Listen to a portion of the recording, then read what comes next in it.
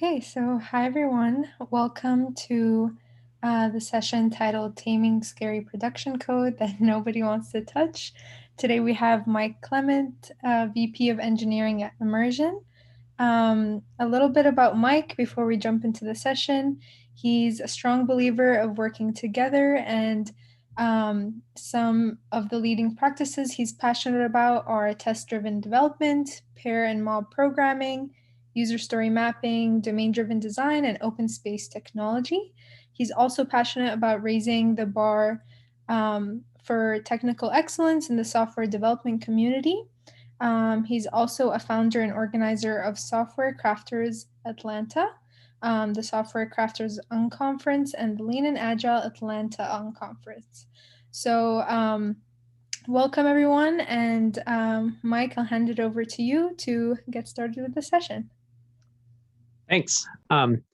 So in addition to those groups, I actually also founded Utah Software Craftsmanship, which is when I lived in Utah. I moved to Atlanta about 5 years ago. But if you want to get involved with that community, it's still great. It's been actually kind of cool over the last couple of months. I've been able to be involved with the community again via Zoom, as a lot of things have moved online. So I encourage you to go and check that out.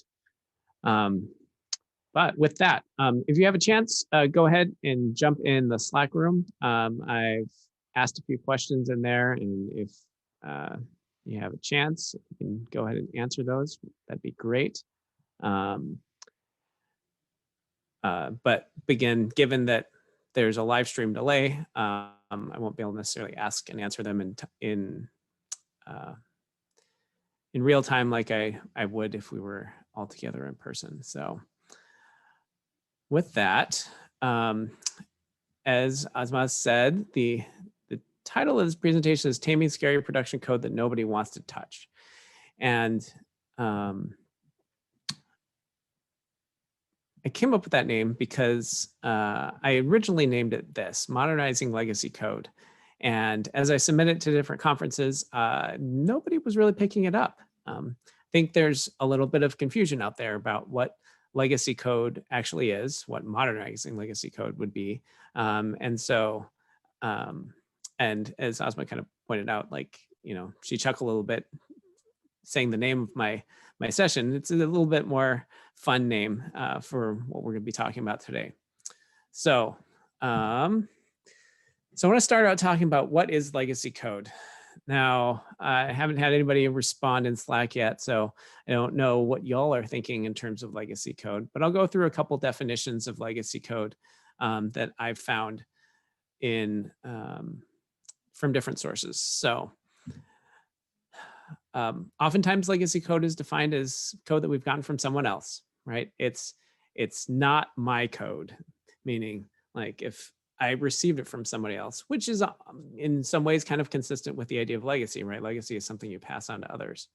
Now, in addition to that, the problem is that we often think of that as a negative thing. It's like, well, it's code I've gotten from somebody else, and it's code maybe they understood, but I don't understand it. Now, the thing is that legacy code can be written code that we've gotten from past self. Past self, me from 6 months ago, maybe had different ideas about how software would be written. I was in a different context. I had different knowledge about the domain and different things. And so, like, again, past self is different from current self. And so legacy code could be code that I've gotten that I wrote, right? Many of us probably had the experience where we've gone into the code base and like, wow, this code, like, I wonder who wrote this code. And you go ahead and do a git blame and you're like, oh, that was me. Sorry, me. Another definition, this is actually, I think from Wikipedia, is it's a slang term for difficult to change code that we don't understand, right? So this is kind of how we use it in normal conversation at this point. We kind of use legacy code as almost an insult. It's like, well, that's legacy. The thing is that, it kind of lumps in a bunch of things together.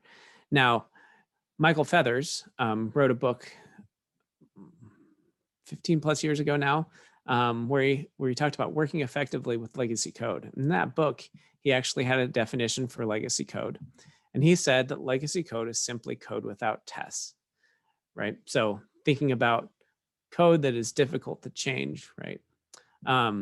Now, interestingly enough, I had the opportunity to talk to Michael Feathers 2 or 3 years ago, and he got asked the question, like if you were to find legacy code today, would you change your definition or how would you update it? And interestingly enough, he said legacy code is when the people turn over faster than the code. So it kind of goes back to that idea of like legacy code is code that you get from someone else.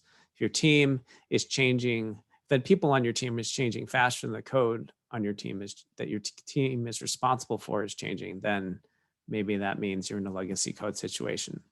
Now, that being said, he admitted, as he said that really he defines legacy code in whatever way makes most sense for the consulting gig that he was on at that particular times, right? So he wanted to make sure that that the definition is obviously flexible, even though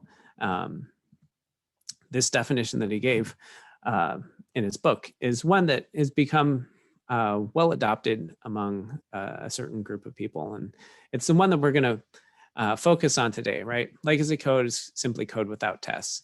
But I'm going to take that one step further.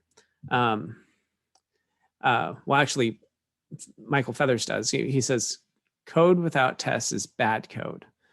And so I thought about that. It's like, well, is that code, is that really bad? Like, what does bad mean? Because bad is very, again, one of those.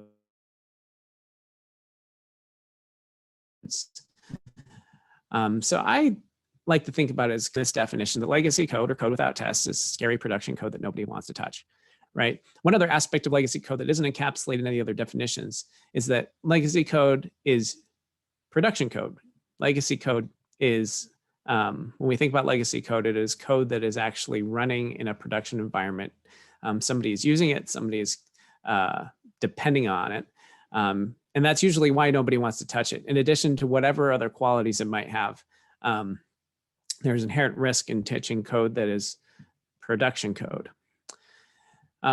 Oftentimes when we think about legacy code, we think about, or legacy systems, we end up with systems that look like this. Systems that where it's hard to tell which things are connected to other things. Perhaps there are things that don't quite, things that are there that are no longer functional, right? So it's kind of, equivalent to code that's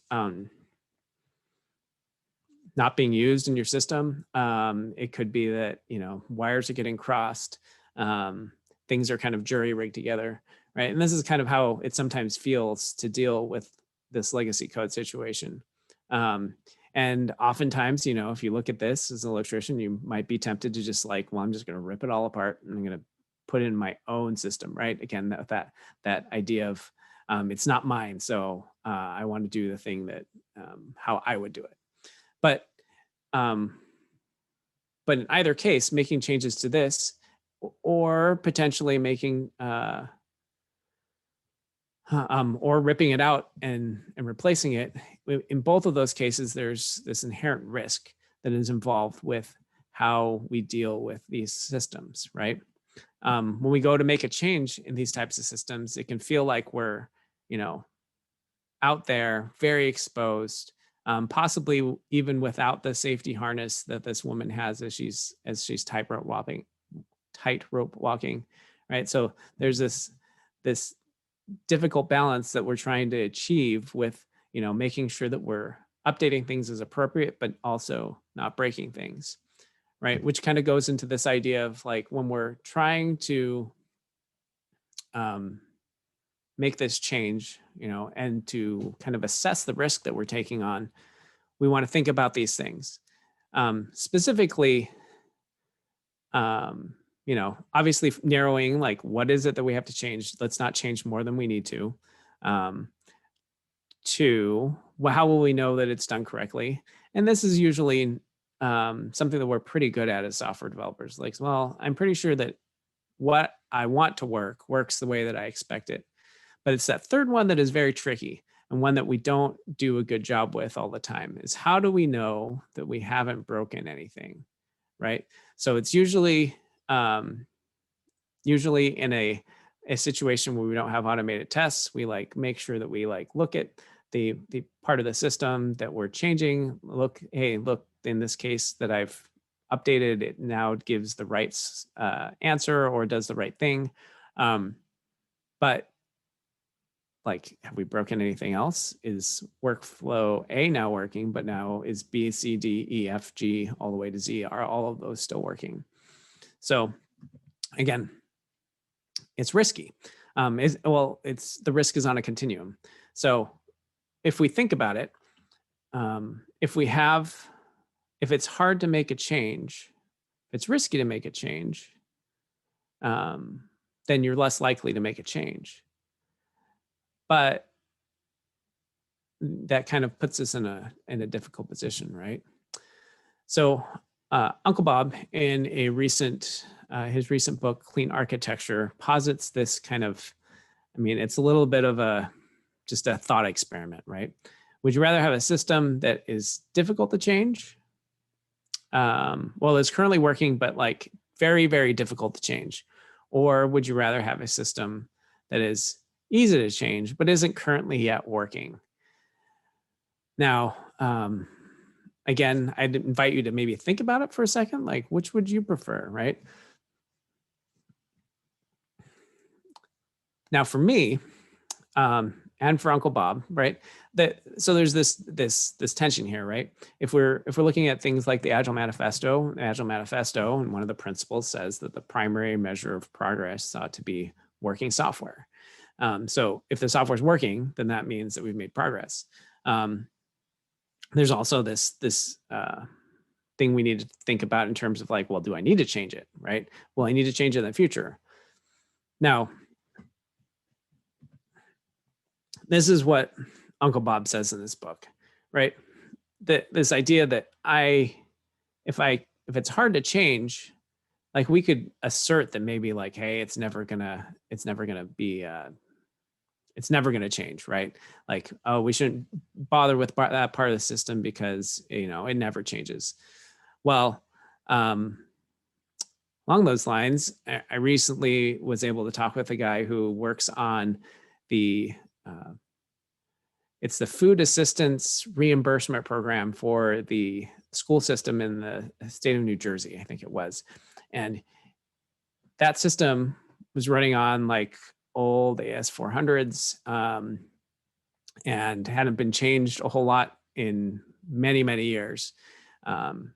And with the pandemic, they had to make significant changes to how it worked because, again, the kids weren't necessarily physically present in school, so they had to change a bunch of things about how that worked. The funding was different from how the money came in, and so and then how the money was dispersed. So the system that had rarely needed to be changed suddenly needed massive changes very quickly. And so if we have a system that is easy to change, then we can make those changes and we can get it to work. If it's difficult to change, then again, what I would recommend and what we'll talk about today is getting it in a place where it's easier to change, right? So it's this whole concept of keeping software soft, right? The whole reason why it's called software is because it is easier to change than either firmware, right, that's flashed on our hardware, or is hardware, right? Stuff that we've like soldered into circuits. We have very few in our day-to-day, like, very specific processors that are being developed. Even things that run in Internet of Things types devices, a lot of those are general purpose processors, maybe specifically for that low power situation, but they're not like hard. It's not hardware that only does the one thing, right? like I recently got a grill that is internet connected, and the first thing it did was download updates, right? So we want to keep this software soft because updates are always going to be needed. So this leads us to the legacy code dilemma, and this is something that Michael Feathers defines. So we're kind of between these two places where one, when we change code, we want to have tests in place that'll give us a sense of security. But in order to put tests in place, we often have to change the code. Often code that is written without tests, without automated tests in place, will not be well suited to allow us to add those tests easily without at least some modification. So this puts us in this dilemma, right? We're between these two places that are like, obviously those are two absolutes, and nothing is absolute, but how we break out of this is that we want to make safe changes, minimal changes that will put us in a place where we can add tests. And so these low risk changes we can do are via what we'll call core refactorings. Now, refactoring is a term that gets used a lot in our industry. It's become very widespread. But if we go back to the original definition as defined by Martin Fowler, who also wrote a book and recently released a second edition of that book, which you can win in my company's raffle if you sign up for that. But refactoring is a change made to the internal structure of the software without changing its observable behavior. So think about that. We often talk about it as like, well, it's just cleaning up, or like it's making it better or optimizing it. Well, it's maybe something a little bit more simple than that. We're changing the internal structure without changing the observable behavior. Now, can you completely not change the observable behavior? Right? Is it being faster? Is it being slower? Is that observable behavior? We could get into kind of a discussion about that, but in this particular case, right, at the very least, we're trying to maintain the behavior, right? Maintain if I give you this input, will you give me this output? Aside from all of the other potentialities.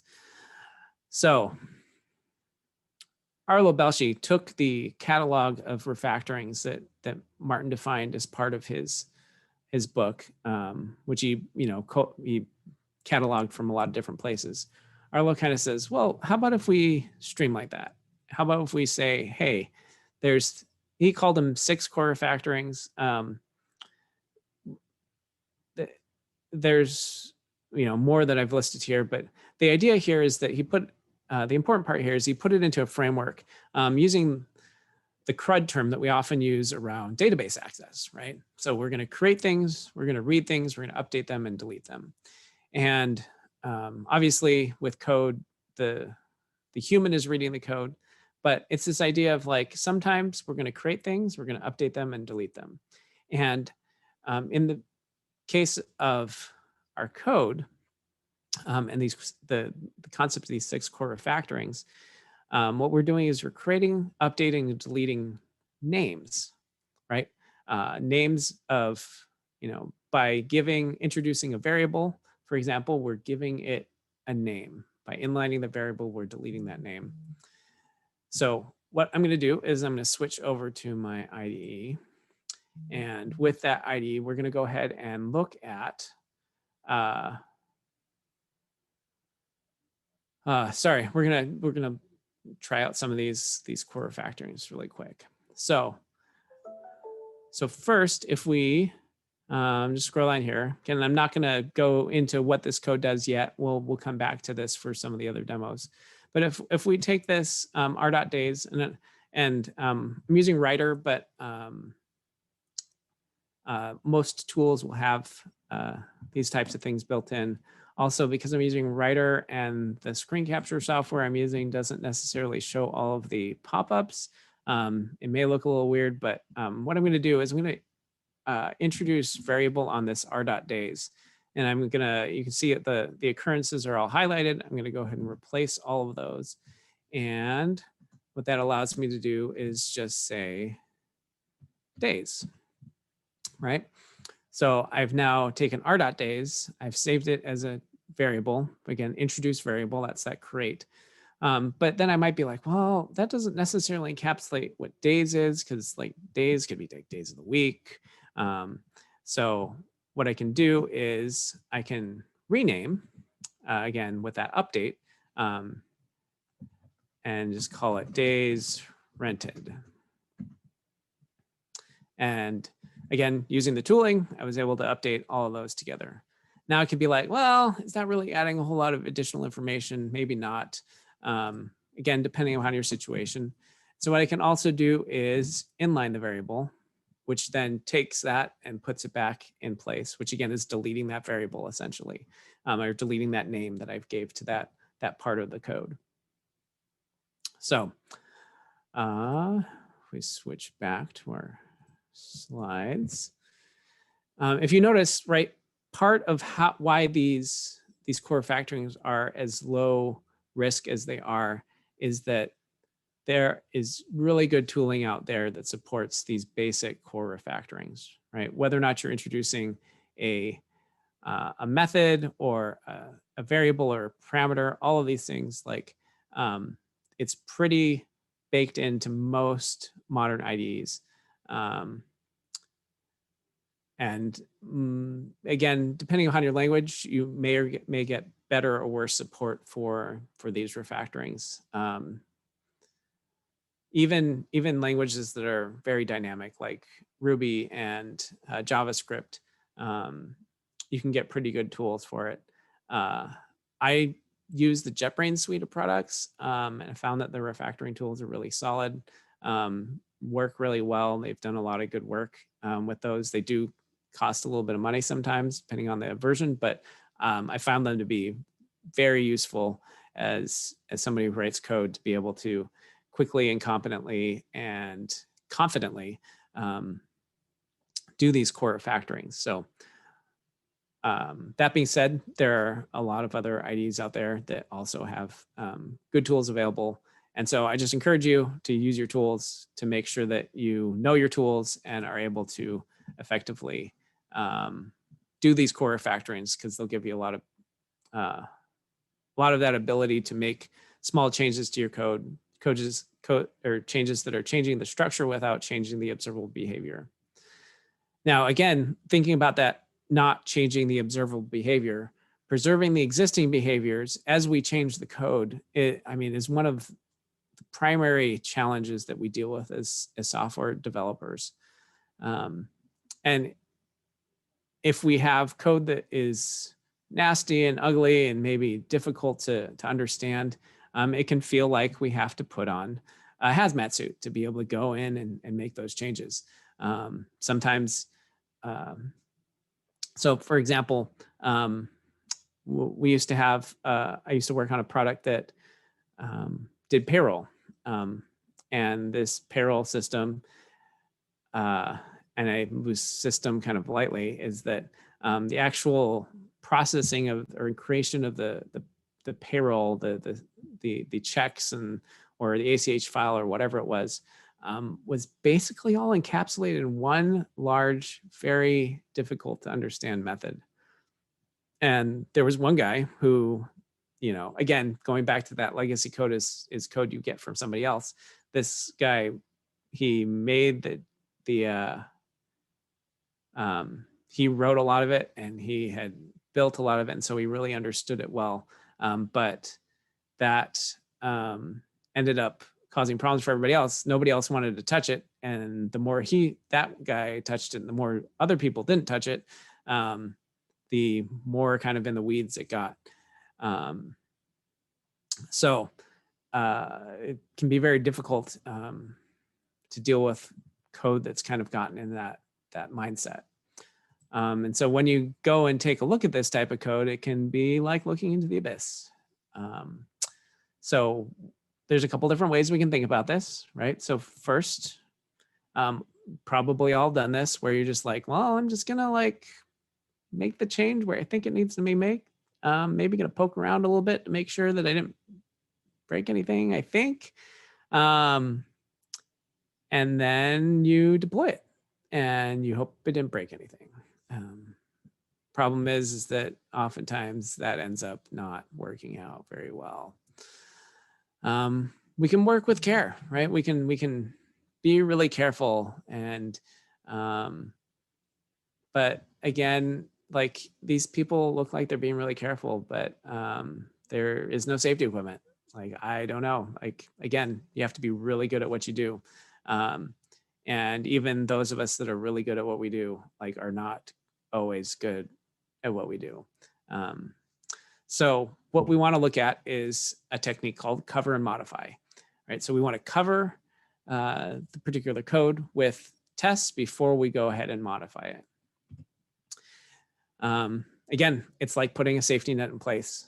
It's like wearing a safety harness. Again, all of these things, it's like, not that we expect to fall, but if we do make a mistake, we have something in place that will help us detect that we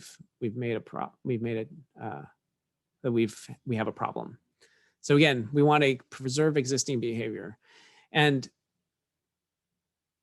again, I keep coming back to this point, right? Our software systems work in a certain way, especially ones, and again, I'm referring to ones that have been deployed into production or currently being used by people, whether internal customers or external customers. Whoever is using the software, they expect certain behaviors, right? Whether or not it's correct. And so what we want to do first is we want to create what is called characterization tests. Now, that's kind of a mouthful of a word, but the idea of characterization is we want to describe the features of something. We want to describe what it is, in this particular case, what our code does. So a characterization test, right, what we're trying to do is protect existing behavior against unintended changes. Now, that doesn't mean that the existing behavior is correct, right? Right. But what we want is the actual current behavior. So let's say, for instance, you are working in a payroll system, and for whatever reason, like, you've been deducting an extra $50 from everybody's paycheck for healthcare or something. I don't know, for their health premium. Like, do you want a software developer? You as a software developer, do you want to be responsible for making that change and deploying to production and seeing everybody's payroll update without notifications? Like, no. Like, we want the actual behavior to remain consistent until we're ready to change it. Now, does this mean that characterization tests are not things that we're going to use indefinitely? They're something we're using in order, again, to describe the actual behavior of the software. You can think of it, it's like a vice, right? When we want to change part of the code, we want other parts of the code to stay consistent and stay to not change, to not move. Another metaphor would be lashing something down. Like, again, that doesn't mean that we're going to leave it lashed down forever. It doesn't mean that we may not change where it's lashed down, but while we're making changes in other parts of the system, we want the other parts of the system to stay consistent. So, driving this point home just one more time, well, at least one more time, we're not checking for correctness. We just want the existing behavior, bugs and all. And we can have a whole other conversation about what constitutes a bug versus a feature. But in this particular case, like, we're checking for existing behavior. Whatever the system currently does, we want it to continue to do it. The advantage of that is that you don't have to understand, right? If you're trying to correct or check for correctness, then you need to know, well, if I give it this, what should it give me back? In this particular case, whatever it gives you back is the right answer, because that is what it has been giving back customers that have actually been using the software. But what it gives them already, and it's something that you don't want to change without making it an intentional change. So in order to do this, we're going to use, I'm going to do a little demo of an assertion library called approval tests. Now, approval test supports a type of test called like a golden master test, also sometimes it's called an approval test. And using this library, it doesn't require you changing necessarily the unit testing framework that you're using, right? So when we talk about unit testing or automated testing in general, you kind of have a couple different pieces, right? You have the runner, you have the framework, which kind of defines what the tests are and how the runner interacts, right? The runner knows what tests, what to run. And then you have an assertion library, meaning somehow you have to validate whatever happened in the tests is correct. Or what you expected at least, right? That the idea of like, I have to compare the actual to the expected. So we will go ahead and look at some code. So coming back to the same code, this is actually an adapted portion of, or adapted version of the code that Martin Fowler uses in his first refactoring book, but rewritten in C#. So again, we have this code. We've been asked to make a change in here, and we get in here, we're all excited. We're like, oh, look, there's a testing project. Awesome.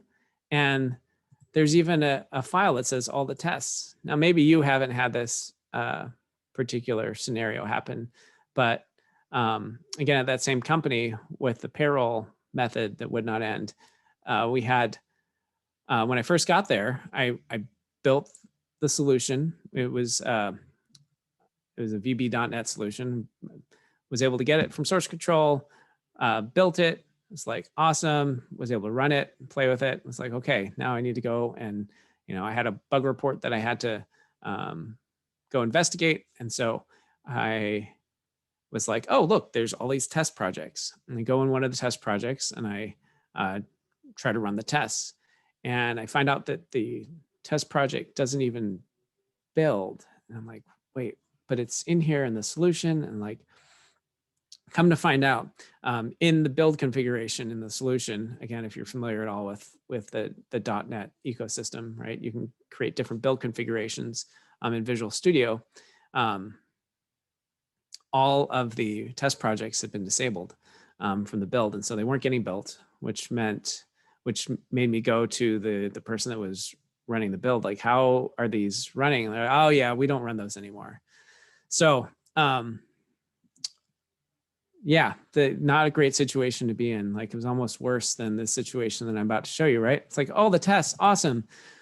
No tests, right? All the tests is 0. So at least this feels a little bit more honest than the situation that I was in. Anyway, so what I'm going to do is I've already gone ahead and used NuGet to get NUnit and the approval tests framework in here. I have the reporters. I'm not going to go too deep into this, but basically what this does is this, in order to report what's going on, you need to specify a reporter, the results of an approval test. In this case, we're going to use the diff reporter. You wouldn't necessarily want to use this reporter in CI, and you'll see why in a second. But let's just go ahead and show you more in a second. But let's start with just writing a test. So again, in the spirit of like, I don't need to know what it does, I'm just going to write a first test. And I do know that I'm going to use approvals.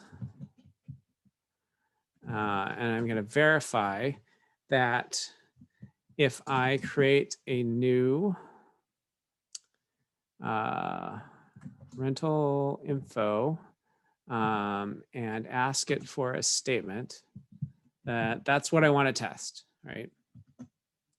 Now you're probably looking at this and going, Mike, you're missing something. right? Like I said before, usually for a test, what we have is we have our actual, right? In this case, what statement returns. But we also need to have an expected.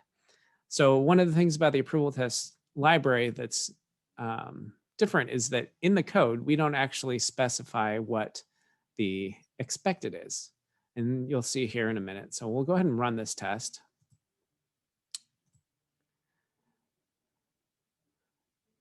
If I run this test, it's going to give me an error and it's going to pop something up. And let me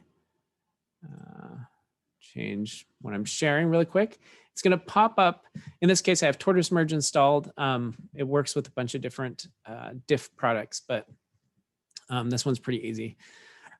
So you can see here that, hold on, that we have, we got this statement back from the code, right? This is what is received.txt. And you notice over here that we have nothing approved. Now, again, in the spirit of whatever it's currently doing is correct, what I'm going to do is I'm going to use this mechanism in here to basically copy everything that we just received into what's approved. So again, this is the idea of a golden master, right? Whatever I'm going to create what it is that I want to have happen, and then I'm going to make sure it continues to happen. In this case of a golden master in this scenario, it's again preserving existing behavior. So I'm able to just copy it over, say good, awesome. Head back over to writer. And if I run the test again, interesting. So before I head back over to Tortoise Merge, let me just quickly show you here. Right, so this is what we approved. And this is something that, this text file would be something you would commit to source control so that in other people, as well as in your deployment pipeline, you'd be able to see, have these tests run. Now, oops. Okay, if I pull it up again, I'm like, interesting. Well, I ran it again and I got a different result. So let's, not quite sure what's going on here. So I'm going to copy it over again. And I'm going to run it. This time it passed. Interesting. Well, we'll figure out what's going on here in a second. But just so you know, right, again, this is just the tip of approval testing. All I had to do here was say, I'm going to verify this result and approved that result using whatever tool. I could also manually create this, but you can see that it uses the class name, in the case of at least C#, it uses the class name and the test name .approved to indicate which thing it is that it's getting. For reference, this framework is available for many different languages. I think at least a dozen. I've played with it in Java, in Python, and in using Node.js for JavaScript. So, but we'll look at it a little bit more in a second. Let me move back to the slides. Okay, so the thing is that as we saw there, that this code wasn't necessarily deterministic, right? The first time we ran it, it gave us a certain result. The next two times it gave us the same result, but different from the first result. So in order to, again, in that spirit of, maybe this isn't the right place, or this isn't code that I can test effectively, because again, to effectively test our code, we need it to be deterministic. I'm going to need to introduce seams or look for seams. Sometimes you can find seams, sometimes you need to introduce them. And when I'm talking about a seam is a place in your code where you can alter the behavior of your program without editing it, right? Without editing the code. So I don't have to edit the code if I have a seam. So if I have a console application, right? If I could put command line parameters, for example, that outside edge is a seam where I can put in different parameters and change how the the behavior of the program is without editing the code. In terms of these types of tests that we're looking at, the place that one of the main themes we're going to look at is method boundaries, right? Method boundaries are where we could maybe call a method. Something will happen in that method, and either we'll get a return value or we'll detect something happens, whatever the assertion is. But like in this particular case, we have that statement method. Right now, it takes no parameters, and it gives us back what seems to be a non-deterministic result. So in order to one particular, let's go back in here to the code really quick. So if I look here at the code, I can see that this first line number 10 of statement, goes ahead and gets current customer. Now, in a real life situation, this is probably going to a database or something. For the purposes of our demonstration here today, it is just randomly choosing between two different profiles. One which has movies 1 and 2, and this one has movies 3 and 4. And so it alternates between the two, and that is causing us some problems. So if we come back here to the code, or back to the presentation, right? We have this situation here on the left where we have some code that's causing us some problems. And what we want to do is we want to peel that dependency off. So this is a technique called peeling. Again, it might seem very obvious, but this is one way we can quickly get our code into a spot, using these core refactorings that allow us to more effectively test our code. So again, I want to peel this off so we can use one of those core refactorings, which was extract method. I'm going to go ahead and highlight from here until the end of the method, and using my tools, which again, sorry, you can't see a lot of the pop-ups that are happening here, but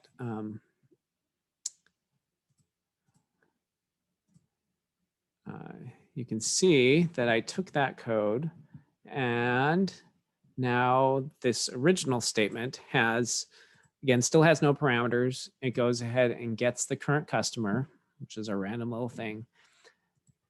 And then it's going to call into this other statement, which does take a customer.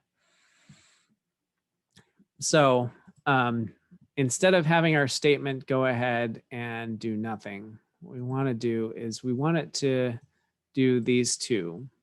So again, depending upon your situation, you could create a new, you would go ahead and create a customer.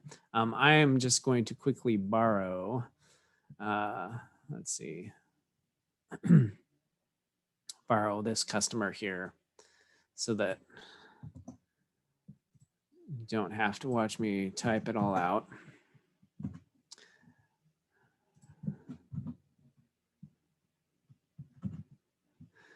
And now instead of calling that statement with no parameters, it's going to call the statement with parameters and specify the customer.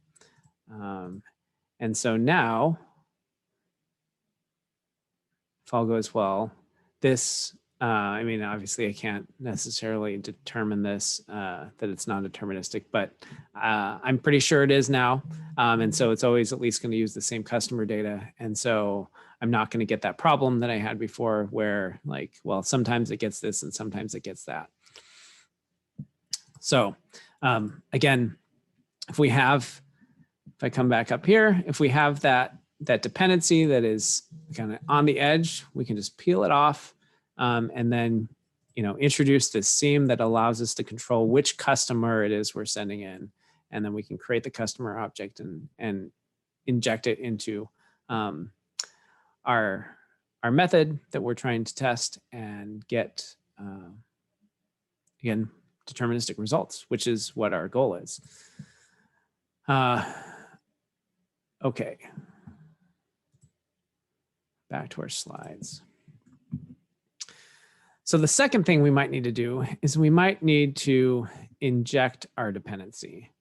So in order to get full coverage, sometimes we'll need to have additional, well, sometimes there might be dependencies in the middle of our code.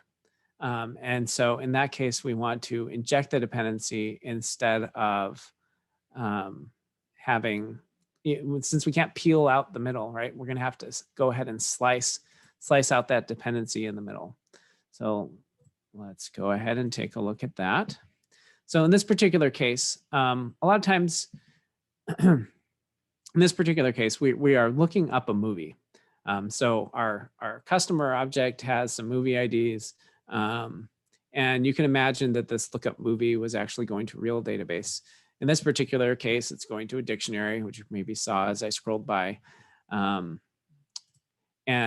this allows me, so again, this is demo code, but this lookup movie, right? If for whatever reason I wanted to test movies that had really long names, movies that had special characters, I needed to, before it was ready to go into the real database, add different types of movies. Right now I have regular, children's, and new, but maybe I need to add horror movies, or I need to add sci-fi movies. And so, excuse me, whatever code I needed to do, or movie type. And so I want to control that, right? I might want to see what happens if I don't have a particular movie in the database, right?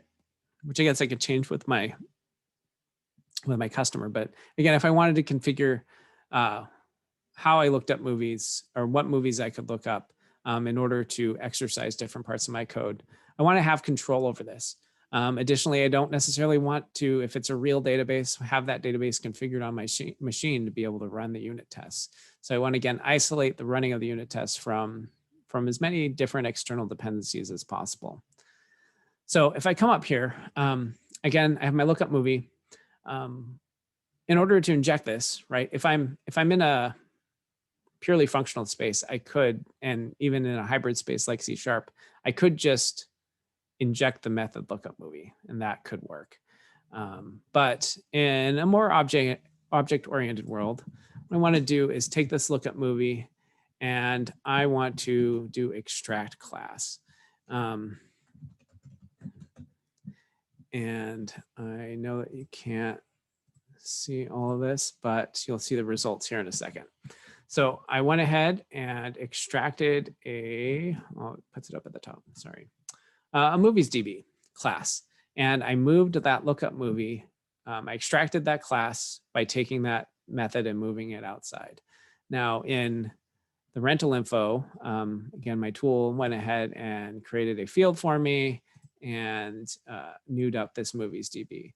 So that here on line 38, it shows that I'm using that new instance. Now this doesn't quite go all the way that I need to go. So what I'm going to do is I'm going to also now introduce parameter. And that's fine. So now it's I'm going to pass in a movies DB. One thing I neglected to do first is I want to go ahead and extract interface on movies DB, include lookup movie, so that we have this interface. And I want this thing that gets passed in the statement to be of that interface type. Now, now that I'm using that, I now no longer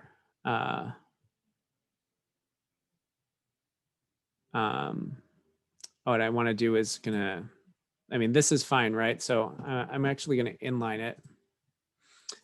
So if I'm doing this statement, I'm going to use the built-in movies DB. So in a real system, this would be akin to using an IOC container to new up my movies DB. So in the real case, it was going to move up the real, let's say, repository, right? But in this particular case, if I go back to my tests are currently broken because it tried to access that private thing. But I can just say it's a new movies DB. Now, this doesn't really buy me a whole lot right now, but what I could do is I can create a movies test movie DB and have that implement the movies DB interface. And my tool here is angry because I'm not implementing all the members now and so I could use that instead. What that would allow me to do is, again, if I was doing an in-memory implementation, instead of going to a database, right, I could do kind of like we're doing here in the test code, and I could then add this to, add a new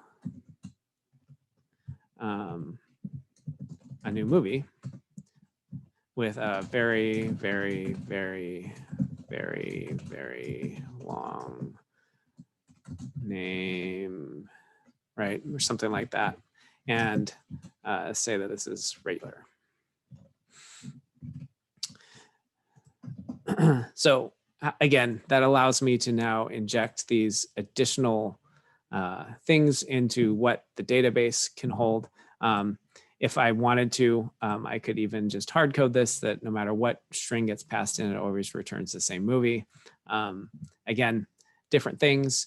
And additionally, if you're familiar with mocking frameworks, I could use a test double or spy mocking framework, depending upon your language. I could use one of those to create a fake or a test double of iMovies DB and then pass that in and configure that however it makes sense in your particular situation. So again, this allows me, again, to control the code, again, introduce a seam so that I can control the code without changing the code. And what that allows me to do is potentially force the code down different paths than I might be able to do otherwise without changing maybe a database or something like that. So, these are two, I guess, three very, straightforward techniques: doing characterization tests, doing peeling off dependencies and slicing out dependencies from the middle, using, just extract method, as well as potentially introducing a class and doing dependency injection. And again, usually, we're dealing with legacy code that is, again, scary production code that nobody wants to touch. But as we've gone through these different things, and now I've given you these tools that you can now use, hopefully it's not nobody anymore.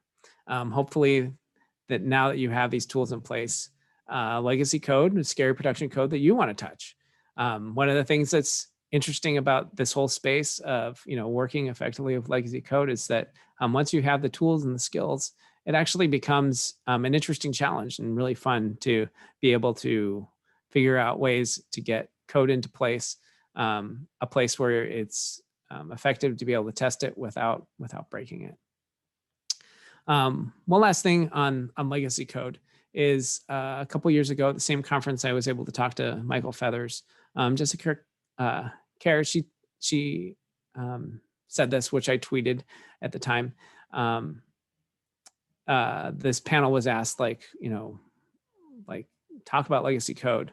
And she said that when I hear legacy system, I hear useful, right? This is the whole idea that systems we call legacy are systems that are deployed, they're in production, they're giving value to the world. If they weren't, we would just shut them down. And there wouldn't even be a desire to replace them if they weren't generating value. And so, it's good to work on something that's useful.